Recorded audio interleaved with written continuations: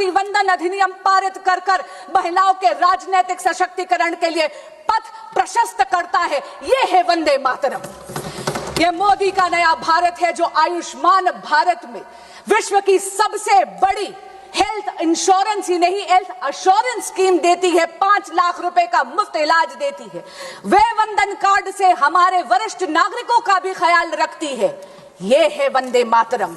ये मोदी का नया भारत है जो न्यूक्लियर एनर्जी और भारत की स्पेस को एकाधिकार यानी सरकारी एकाधिकार से निकालकर भारतीय की युवा शक्ति उसमें अपना योगदान दे पाए, इसके लिए उसको खोलती है।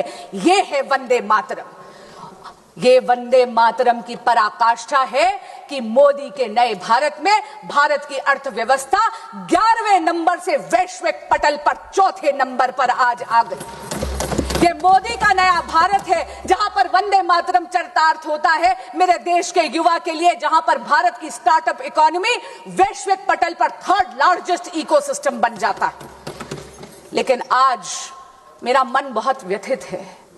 मेरा मन बहुत व्यथित है क्योंकि एक बहुत ही माननीय सांसदा ने यह कहा कि वंदे मातरम की बहस हो रही है। महोदय, शायद मेरी तरह वो भी पहली बार की एमपी है। हम दोनों ने इस सदन में मात्र 12 महीने ही गुजारे हैं।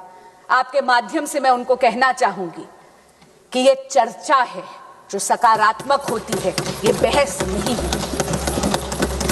माननीय सांसदा ने कहा कि आप अतीत में क्यों मंडरा रहे हैं। महोदय, मैं आपके माध्यम से कहना चाहूंगी कि जो सभ्यता अपने इतिहास को भुला देती है उसका कोई भविष्य नहीं होता, क्योंकि इतिहास से यदि आप उसकी गलतियों से सीखते नहीं हैं तो इतिहास वो गलतियां आपके लिए दोहराता है। आज उन्होंने कहा कि ये चर्चा एक चुनावी अमले में है क्योंकि उन्होंने बंगाल के चुनाव की बात करी। मैं आपके माध्यम से उनको कहना चाहूंगी कि बंगाल वंदे मातरम की जन्मभूमि है। बंगाल वो पावन धरती है जिसने आजादी का ये मूल मंत्र दिया, ये जय घोष दिया, जिसने स्वदेशी का ये उद्घोष दिया। लेकिन आज बहुत गंभीर और चिंताजनक स्थिति में है मेरा बंगाल। क्यों? क्योंकि वहां की रूलिंग डिस्पेंसेशन वंदे मातरम की आत्मा का गला घोट रही है। आज राजनीतिक स्वार्थ के कारण राजनीतिक हिंसा बहुत ही गहराई से वहां पर जड़ें पकड़ रही है। पर आपके माध्यम से महोदया इस सदन को और इस देश को मैं आश्वस्त करना चाहती हूं, भगवा श्री राम का रंग है, भगवा क्रांति का रंग है। और मैं बंगाल की जनता को कहूंगी कि बहुत जल्दी वो इस अराजकता से मुक्त होंगे, क्योंकि हो गई है जीत की तैयारी, आ रहे हैं भगवाधारी। महोदया, बिहार तो केवल झांकी है, पश्चिम बंगाल बाकी है।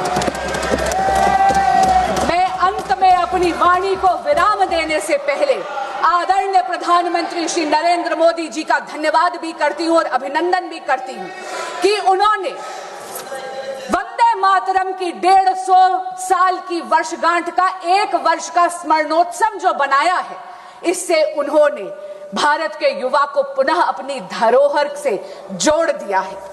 महोदया, वंदे मातरम सतत है, शाश्वत है, समृद्ध भारत की प्रेरणा है, विकसित भारत की आधारशिला है। वंदे मातरम। बहुत बहुत